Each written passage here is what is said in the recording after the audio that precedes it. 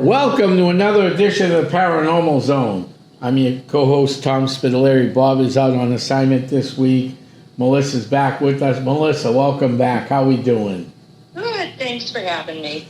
We're going to talk about something exciting. We always talk about UFOs, UAPs, and everything else under the sun. If you want to come on board and join us, you can check us out at the Paranormal Zone on Facebook, or you can personally email me at thomasspitalere@yahoo.com if you want to come on and talk about things. We talk about UFO, Bigfoot, a little bit of everything. Tonight, we're going to delve deep into the paranormal. Real deep into the paranormal. We're going into the dark zone, or the dark side, or the evil side of the paranormal. Are you ready to go down this road, Melissa? I am. You are, and we're going to talk about what these evil things are, what they can do to you, what you should do to protect yourself, and when it gets that bad, call in a qualified team to handle it. And then we'll get into some cleansing methods and some things you might bring home if you like yard sailing that may bring in some entities that, well, they don't like you and you don't like them. So we're going to get into all of that tonight, much more. So let's get started and let's get to the zone, the paranormal zone. Good. All righty, so let's look at this first. What is the dark side of the paranormal? That refers to the malevolent supernatural entities, negative spiritual attachments, and severe psychological distress experienced by those who encounter them. Now, we got to also remember this. What you see on TV and what really happens in the real world are two different things. So, I will start with this.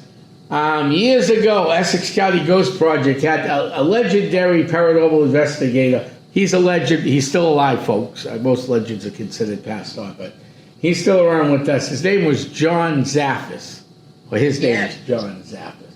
We had him we had him at the Tenney Gatehouse. We had him at the Tenney Gatehouse the same weekend as the opening of what was the Haunting in Connecticut, the movie. Okay. While he was there, he gets a phone call from his buddy. The guy wasn't too happy with them. You know why? Why? Because John's character was the priest, and if you saw the movie, the priest came down with cancer.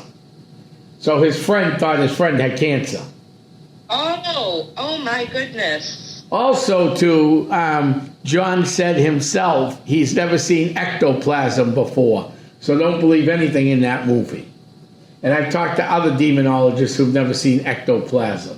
So ectoplasm doesn't... So reality versus what's on TV, absolutely. Right. Interesting. So what are demonic entities? Well, they're non-human, inherently malice, conscious to intent, psychological destruction, and possession. Shadow people. Sometimes you'll see them. Formless dark silhouettes frequently reported during sleep paralysis that evoke the feeling of dread. Now, absolutely. Demonic entities are non-human. Negative earthbound entities are human ghosts that refuse to move due to anger, trauma, and the desire to drain living energy. Unseen contacts, occult practices, reckless rituals, involuntary ritual attachments, individuals who accidentally bind their energy to a spirit.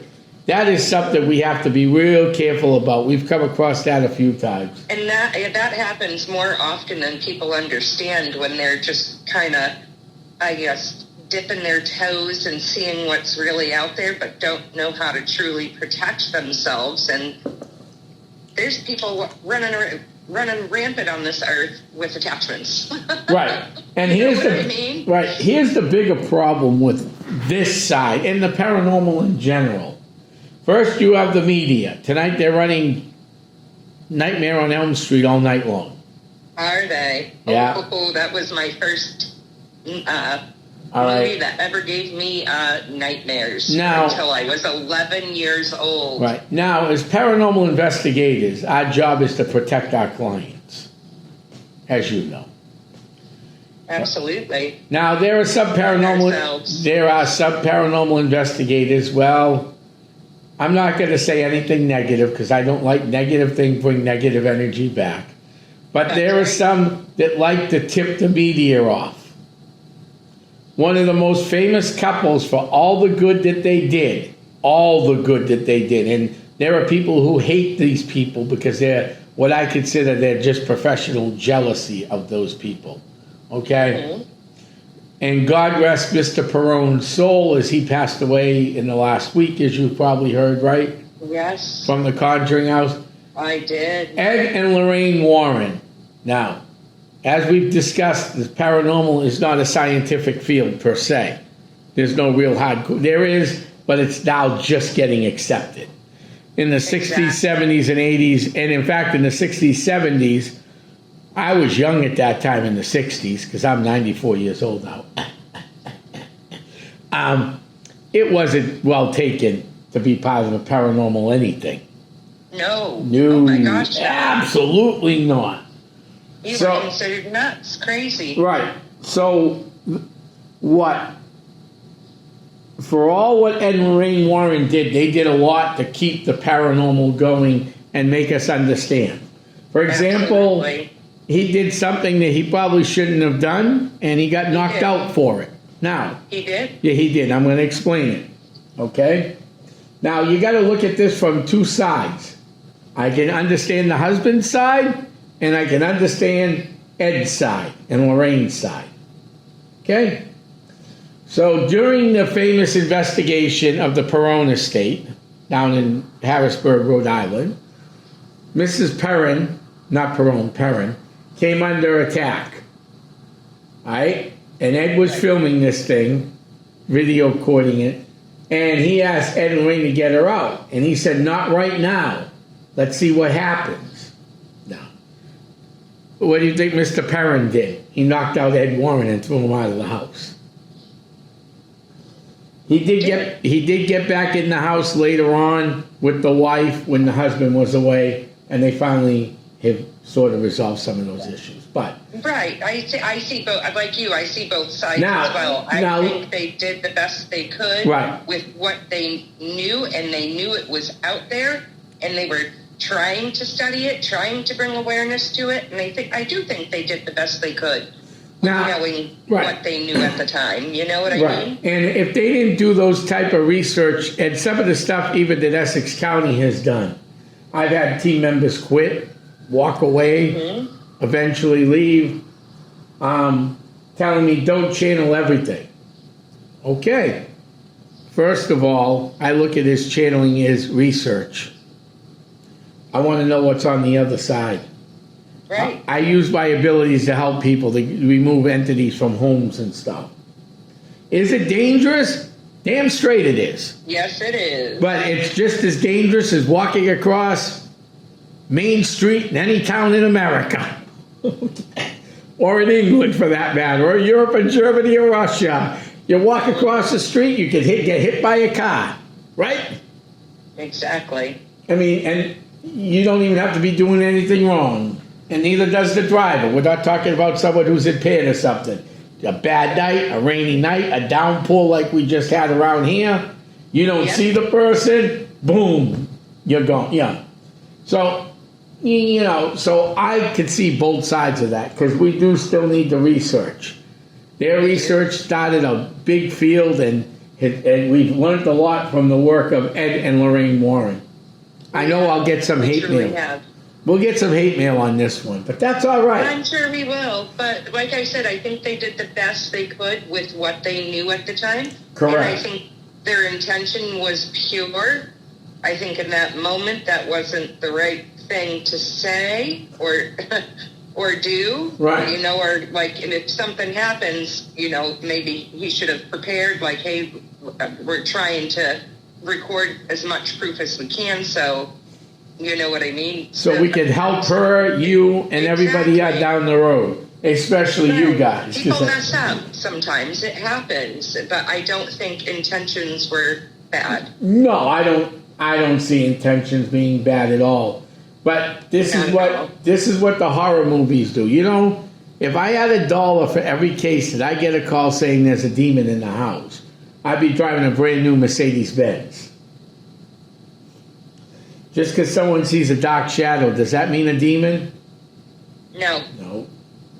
So, with that said, let's get into the meat and potatoes of this thing.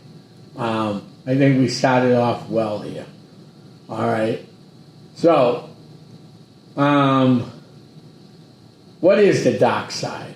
Well, the dark side of the paranormal is a focus on, shadow people, some earthbound spirits that don't want to leave, that want to cause problems, some demonics.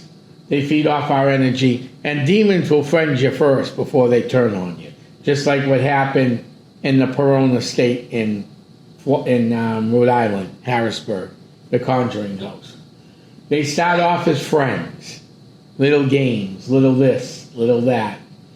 Sometimes, though, you can have a brand new house and still have a demon. Could be attached to the land, or you go yard sailing and you found this awesome painting or this awesome rocking chair. Or this awesome bureau that I have in my house that I was supposed to refinish 2 years ago, but haven't touched it because the woman does not want me to touch it. Or, let's see, we got the awesome bureau, that.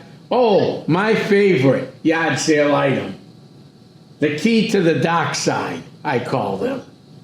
I buy them just to store them and get them off the friggin' road. What, mirrors? Ouija boards. Oh, yes, seriously. Everybody's selling their... I went to one yard sale last year. Just open up a portal. Yeah, I just... say, everybody come on in. Right. I went to a yard sale last year in an old section of West Newbury. Okay, I'm not going to say what street, just say the old section, right? Yeah. And I went there and there was a Ouija board. She's like, oh yeah, I've had this Ouija board since 1958. We've had. Oh my goodness. How much you want for it? Oh, you really want it? No, I don't want some kid buying it. How much do you want for it?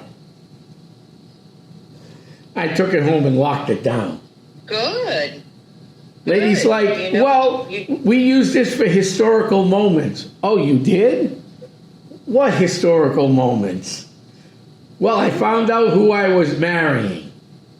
Oh, that's good. You still married? No, we ended up in a divorce 25 years later. Right. Yeah. Anything that can be on the other side is going to be able to see and tell you what's going on. I found out how many kids... level of consciousness that some of us don't have yet. I found out how many kids we were going to have. Great. Did you have that many kids? Well, there were an extra 2 added. We don't know how that happened. Extra 2. Don't know how it happened. Okay. It also said what houses we were going to buy. Oh. Boy, this Ouija board must be really active. Yeah, it's a very friendly board, but it's time for me to part ways with it. Oh, why is that? What would she say? Well, the other night it fell over. We were using it. It lifted itself up in the air, and we just don't want it around anymore. I said, so you're going to sell this thing to some young parent who wants to know where the love of her life is, some single parent that wants to know where Mr. Perfect is because she hasn't found it yet. Or some guy who's looking for Mrs. Perfect. They're going to buy you a $5 Ouija board. I'll buy you a $5 board. Yeah, I'll take that, thank you, and let's get rid of that energy. Yeah, I locked that down like there's no tomorrow. I can't even tell you how... We used to make Ouija boards. Guys that are listening out there, a lot of this stuff, too, is all about intent. Right. And if you... And protecting yourself. And if you're not going in with a clear intent, anything can sneak in. And I used to make homemade Ouija boards all the time. And then my cousin and I had an experience that it was just so crazy. It was the last time I ever did it.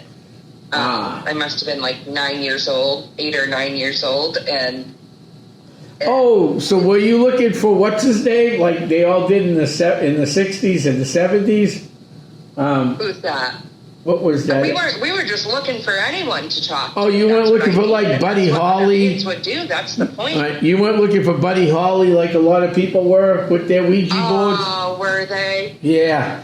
And then when Marilyn Monroe died, they did the same thing with Ouija boards. Oh, I'm sure they did. A lot of I call it internet mediums say they contact. They can contact Marilyn and talk to her, and a lot of those out there. Right. So, what's the darkest thing you've ever had happen to you?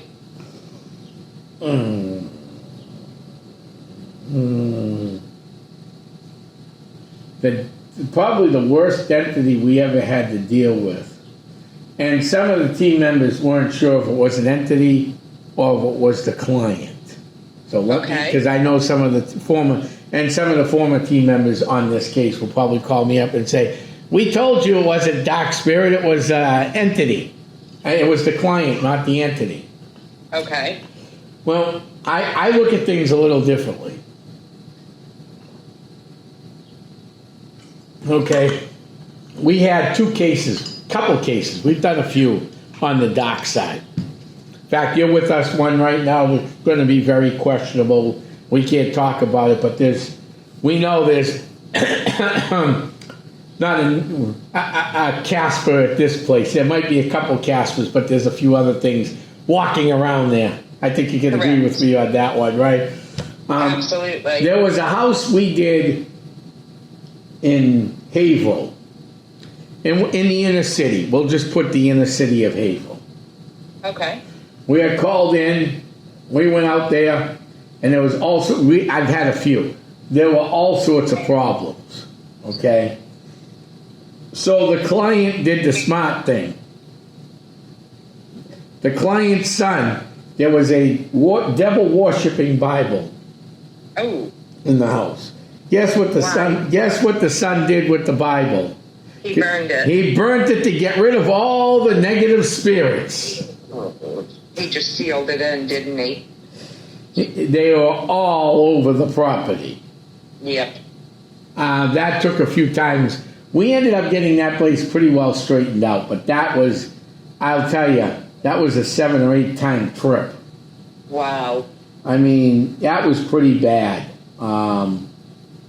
Then I had another case. This one I loved. When you burn something, guys, you're sealing your intent in it. I just want that to be known. In witchcraft, anything spells, when you go to burn it, after you write your intention on something, you're manifesting it, basically. Right. Then we had this other case. Oh, my father did not want me going on this case.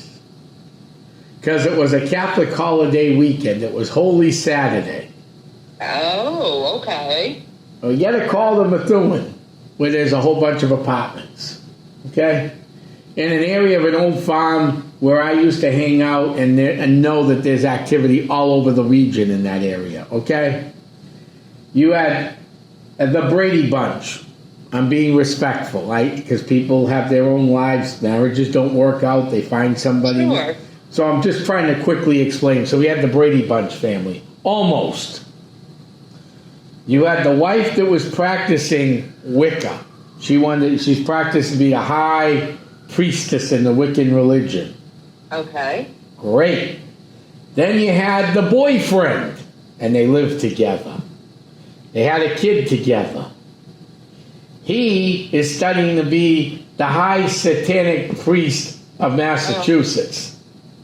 Okay. Wow. You want to talk about a crap show of energy. I can imagine. The energy was literally all over. None of us got hurt that night, but that took a while.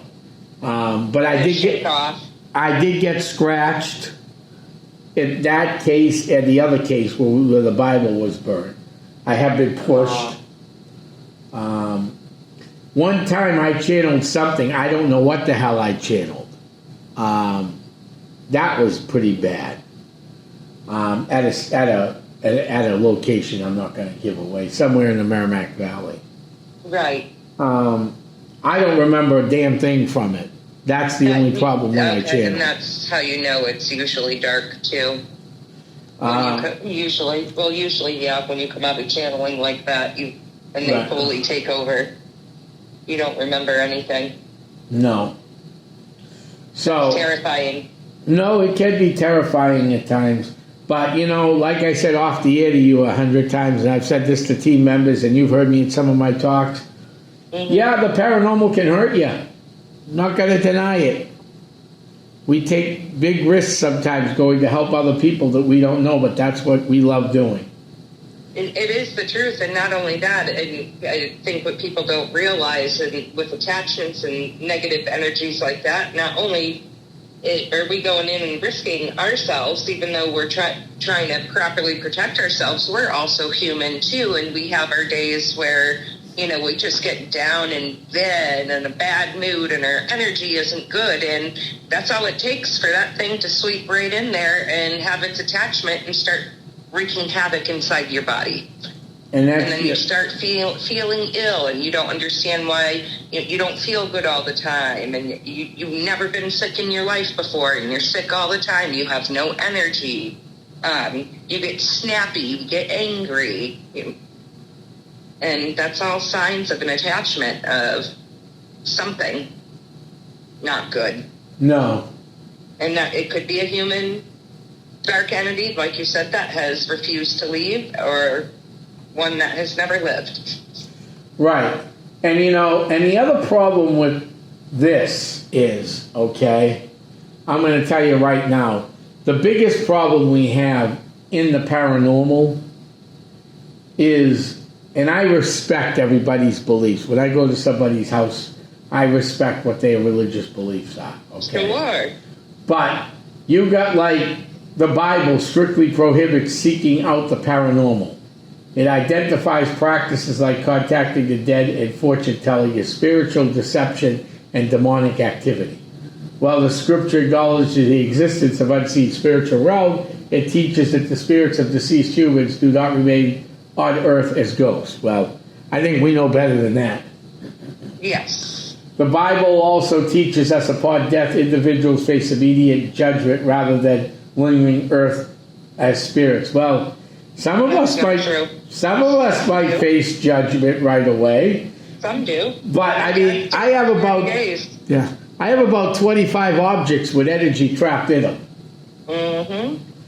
Hebrews 9-27 states people are destined to die once, and after that they face judgment. Luke 6:19-31. In the story of the rich man and Lazarus, Jesus illustrates there is an impassable gulf fixed between the dead and the living, preventing the deceased from returning. I'm not sure about that one. Throughout the Old Testament and the New Testament, God strongly commands his people to avoid mediums, necromancers who claim to speak to the dead, like me and you, and or cult. In Deuteronomy, what they do not understand. Right, exactly. In Deuteronomy, or Deuteronomy, sorry, I'm not a good Catholic, 18:10-12 explicitly forbids anyone from practicing divination, sorcery, and inquiring on the dead, labeling these actions as admonerations. Okay. In Leviticus 19:31 commands believers not to turn to mediums or seek out spiritualists to avoid becoming spiritually unclean. An example in 1 Samuel 28, King Saul falls out of favor with God and consults a medium to contact his deceased prophet Samuel. The Bible portrays this as deeply sinful and acts unfaithfulness that ultimately led to his downfall. Well, I don't know if that's going to lead to somebody's downfall. According to the Bible theologian's occurrence, the world attributes the paranormal such hauntings or unexplained supernatural manifestations. are understood to be the work of fallen angels or demons. In Epiphanians 6:12 reminds believers that their ultimate struggle is not against physical beings, but against the spiritual forces of evil in heavenly realms. In Corinthians 2:11-14, warns that Satan and his angels can disguise themselves and deceive people, which include masquerading as deceased loved ones. That I do agree with. Mimics. Yeah. This says masquerading. For sure. And you know, I have so much to say. I'm trying to think of the right way to say it without sounding bad. You know, right. Jesus' parables, right? He says you need no altar to have worship me and have the Holy Ghost. Correct. And what did they turn around and do? What did they turn around and do? Right. They built... It's all I can say is built church after church, created altar after altar, with ceremony after ceremony, with ritual after ritual, which is supposed to be demonic. Right. It makes sense. Well, here's the other thing that don't make sense either, too. I mean, I'm good friends with Father Bailey, and he does things for different reasons, for good things. Mm-hmm. He helps people out. He's a great guy, okay? Yeah. And I'll say it again, I've had him on this show. We're going to have to get him back soon. Absolutely. But, I'd love to speak with him. But, you know, I also grew up in a very Catholic household. Mm-hmm. And the Italian side of my family, especially my aunt, God rest her soul, that was Italian, and she married an Irishman.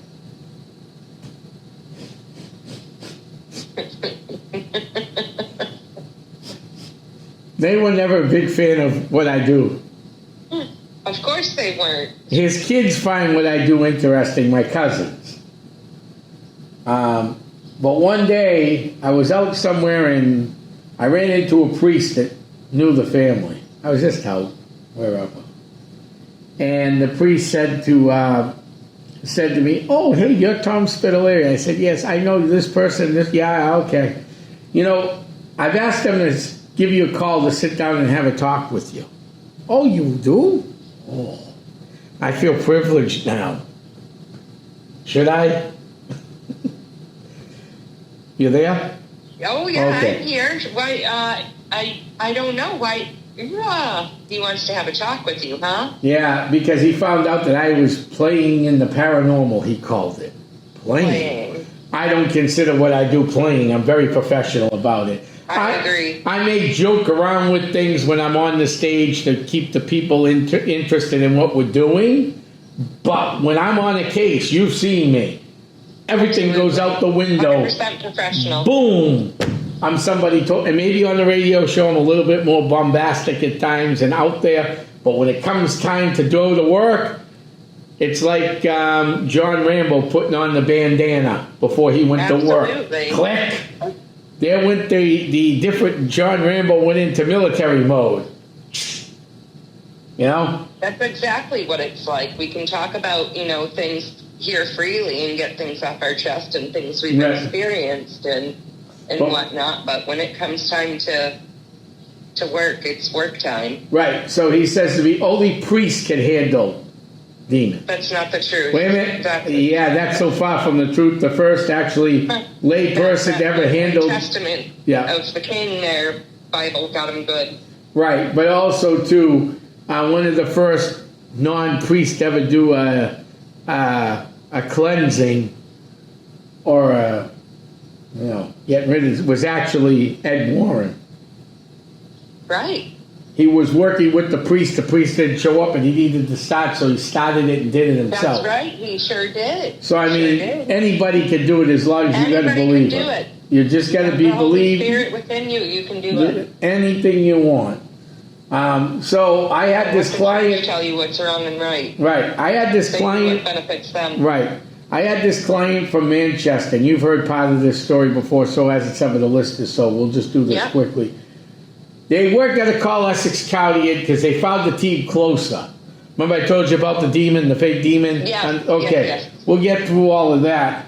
There was a little negative entity in that house, not totally demonic, but you know, it was there. But there was a lot of problems in that house. So, of course, we all know negative entities that go after weak people. Exactly, and then their negative energy will manifest. Right. A single mother with right out. right, a single mother with 8 kids and a niece living in the house that had issues. Perfect nesting ground for, you know, Lots of fighting. lots yelling. of yelling, screaming, fighting, probably some unkind words towards each other. Exactly, and all that's energy. Yeah. That's all energy exerted. The energy has to go somewhere, turn into something. It doesn't And just dissipate. in a neighborhood in Manchester where there were drug houses right across the street next door and everything else. Yep. So, I mean, plenty of nice areas for demonic entities to manifest. So we went in there, we took care of the situation. Okay? But they wanted to bring in a priest. So she went to her church before going to get paranormal investigators, right? She didn't do one of the commandments, one of those things. So she would have had to take classes for that. Oh, and they had to bring somebody in from Rome. She had to pay his plane ticket, hotel, over $3,000. Mm-hmm. Imagine the church is richer than whatever and pays no taxes. And right. Imagine a single mother with 8 kids. I mean, you got a family with 2 people working. We're not going to get into it, but you need both people working, don't you? You do. You do. So imagine, and you only got the stress level. You only got was under the pressure. And you only have a few kids. But imagine 8 kids trying to feed 8 kids' mouths. No, I would be so in over my head. Right. So, I mean, that's why these demons attach to people like this. And that's who we go want to help out. You know, I didn't take a dime from her. She didn't want to originally call us in, like I've said before, because we live too far away, all the way in Methuen and Havel and Lawrence area to Manchester. It's 25 minutes. Wow. It's 30 maybe. Not even. I live right off of 213. Yeah. When I come down to Lawrence, yeah. Or Haverhill. Yeah. Yeah, 213 right to 93 North. You're at exit 1 in about, it takes me literally, if I went that way, not a Friday night, obviously, during rush hour, but a normal night. But if I went 213 from my house to the mall, it'd be less than 10 minutes. Right. And what's the mall to Manchester? Another 20 minutes, maybe? Yeah, 20. Yeah. I mean, this was kind of on the other side of the city, so it took a little longer. So it's probably a 35, 40-minute ride. Whoo! Because of all the red lights, though. That's right. why. Once you got off the streets. Right. Once you got off and I didn't know where I was going. Exactly. So once we get off the ramp, it took a little longer because there were streets. I wasn't familiar with that area of Manchester, never been there before. Mm-hmm. So it took us a little, but the second, third time we went back, it was a nice, easy ride. Good. So it didn't really faze me, but, I understand that the priest should get something. I mean, the priest is getting paid by the church anyhow. I mean, and most of the time these priests stay at local parishes, so I don't even know what they're paying for. I mean, all the priest cars are paid for by the church.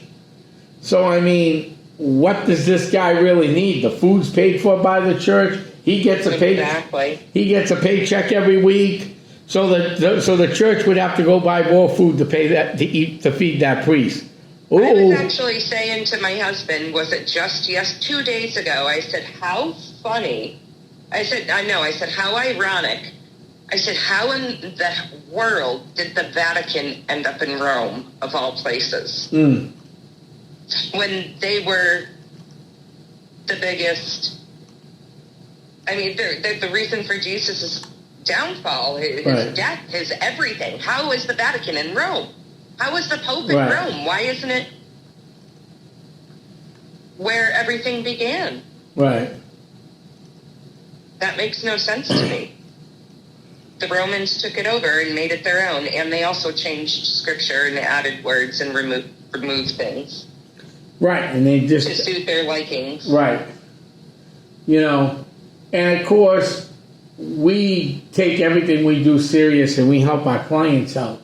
But these movies are jokes. And that doesn't help the field at all. I think it's actually hurt the field. You know, I mean, Amityville Horror. Yeah, that was another one. You know, did it happen? Did it not happen? We really don't know. I mean, you know, and it's hard to get these people to say this is science because there's no objective evidence supporting the existence of ghosts, objective evidence. No, right. Demons or supernatural. I mean, I consider the pictures that people get pretty objectively. I would say there are plenty of cases, studies out there that would tell us that this stuff does exist. I agree. You know, is there other issues out there? Yeah, sleep paralysis. That could trigger a lot of things. Absolutely. Infrasound EMF, we all know about that. Causes dizziness. If you lived in a place like that case I did down in was it Wakefield? Down there, Wakefield, with the EMFs going about 99. I mean, that's very high. Wow. You know, pareidolia, yeah, that could happen. Stress, psychological stress, yeah, that could cause you many problems too. So, I mean, and here's the other thing. So there's a study out there that actually believes that found that paranormal beliefs associated with OCD. Really? Yeah. Not a lot on I'm it. I'm sorry. I didn't mean to laugh at that one, but okay. I mean, I can see maybe someone who has OCD that could be obsessed with it. Lesser known rare forms of obsessive compulsive disorder often involve internal mental compulsions rather than visible rituals.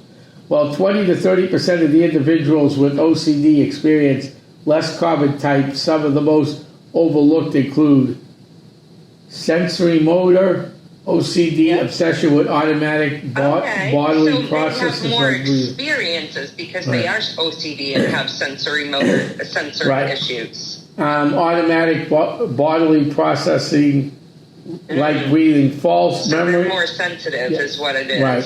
False memory, OCD, severe cases of religious, moral, and scripture loss. I've heard of that. I've seen that. So sensory motor, OCD, individuals fixated with automatic bodily functions such as blinking, swallowing, breathing, heartbeats, and feels like they must control them manually. False memory is anxiety has committed a crime or done something wrong in the past, accompanied by often false memories. Moral, religious, spiritual, extreme obsession with being good and adhering to the moral rituals, so they kind of let things slide. So, and then the edemophobia, severe obsessive fear of vomiting leading to rigid avoidance behaviors such as skipping meals and avoiding public places, but at the same time that also plays on your head and seeing things. So it's quite interesting what's out there. It is. So now we should talk about, but before we close things out, the last few minutes, how can you protect yourself? Oof. Well, I mean, what do you use to protect yourself is the bigger question. Yeah, what do you use? And the reason, the reason for the big question like that is real simple. Okay? If I we go to somebody's house, they want it cleansed. Okay? And they're not very religious people. We'll start with that. What's holy water going to do? Melissa. I'm sorry, say that again about the holy water? We go to somebody's house that's not really a Christian or a Catholic. Oh, what's holy water going to do? Not a damn thing. Right. Not a darn thing. What a rosary bead's going to do. Believe in it. Right. So you need to see what there's out there. You know, what they believe in. to use what they believe in. So sometimes you have to use sage, salt, holy water, rosary beads, angel guides, various stones, black obsidian, black tourmaline. Those are the things you want to use. Always frankincense, all on the protectors. Sage. Sure. Those are some of the bigger ones we want to use. And the reason for that is that these things like black obsidian will protect. Black obsidian's negative blocks the negative energy from you. So that's something you want to use. Yes, it does. And I always have on I always mess that one up too. Labradorite. Labradorite. Yeah. It's not Labradorite, but faster. Right. Black obsidian. All sorts of things out there for protection. Me personally, I call on, the two oldest names recorded in time, Yahweh and Yeshua. So, and I ask them for protection and to surround me in their white light. Right. I call upon usually the spirits of the land around me. Yeah. You've seen me do this before. I have. And if it's that bad, I'll call on the protection of my grandfather and my spirit guide. Yeah. Depending on what's going on. And cleansing our house doesn't mean we're going to get rid of that demon either. There are no guarantees, folks. Somebody ever said... it takes work. It takes work to expel something like that, including on the owner's part.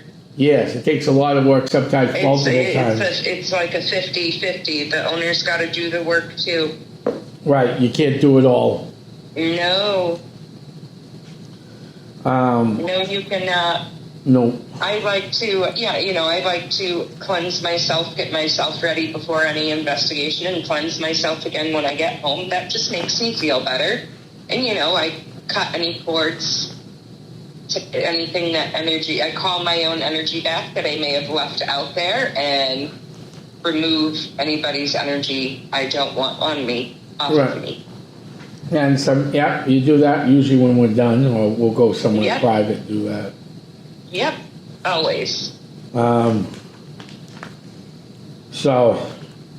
but it's it's not about, I don't want to say you've got to go with what the client believes in spiritually, because what they have their faith in is what is going to get them through.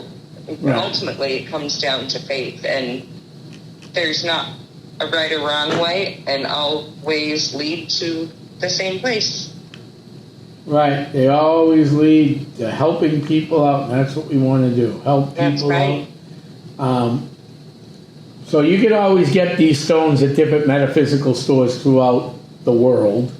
Absolutely. I do not recommend buying without touching them first, feeling their energy, buying online. You don't know who you're buying from. No. You want to go somewhere where they know where they get their stones from, and they're ethically sourced. They're not stolen. They're not taken from, some man trying to make a living's land. And right, exactly. You want to make sure they're pure and clear. Definitely, do a little research there and go to a place that knows where their gemstones come from. If they don't know where their gemstones come from, time for you to go find a new place. You don't know the energy attached to that stone. Right, and that's when it's come find a new place to go get them. Yeah, it really is. All comes down to the energy and vibration that you feel about it. And I will say this, if you have Casper the Friendly Ghost at your house, you want to call a team in just to see, that's fine. Well, you can leave it alone. It will usually leave you alone. Mm-hmm. But if you have something of a dark entity, research the team before you call it in. Because I'm online all the time. I'm on Facebook, and I see these teams. We handle demons. I just look at this going, okay, what do you do to handle demons? And then I just nod my head after I get the answers. Jeez. I go, yep, another group that don't know what they're playing with. They've watched way too much TV. A lot of people, I mean, they do, but it's like the curiosity killed the cat there. You know what I mean? Yeah, they're all excited. We got a demonic case. You pet a snake, you're going to get bit. You might not get bit the first time. Or the second Exactly. time. It may not happen the first time. That's how they suck you in. Right, or you go to sleep with a boa constrictor one night. You might wake up with you may not wake up the next morning, and your neighbor comes to the house and sees the boa sitting on the bed with something big in its belly. Oh my gosh! Oh, I mean, thank you. It's the same idea as dealing with demons. Yeah, it really is. If anyone has any demonic questions they want answered, they can reach out to the Paranormal Zone privately, paranormalzone.org or .com. Well, and that's checked all the time. Or Thomas Spitalere at yahoo.com. That's Thomas, THOMAS, SPITALERE at yahoo.com. And maybe we can answer your questions, and if it's close enough and you really need our help, we'll figure a way of getting over there if we have to. Absolutely. Because that's what we try to do, is help each other out. So with that said, Melissa, is there anything else you want to add to this tonight? I think I am good. I think I am too, actually. So it's time for me to head back to my crypt. And time for you to head to your crypt. Time for us to wade off into the sunset, they say, and get home before it gets too dark. I want to get into my crypt where I'm safe. And I'll see you soon. I'll see you all in the paranormal. Good night, everybody. Bye-bye.